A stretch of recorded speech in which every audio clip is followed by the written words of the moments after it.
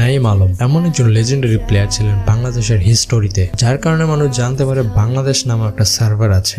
যখন আমরা গেমে নতুন, তখন আমাদের শেখার জন্য কারো না কারো আশ্রয় নিতে হতো। তখন আমরা করতাম কি, বাইরে দেশের প্লেয়ারদের খেলা দেখতাম, কিন্তু তিনি একমাত্র প্লেয়ার ছিলেন যার খেলা বাইরে মানুষও দেখতেন। পুরো ফ্রি ফায়ার হিস্টোরিতে শুধুমাত্র তাকে MP40 লেজেন্ড ট্যাগটা দেওয়া হয়েছিল।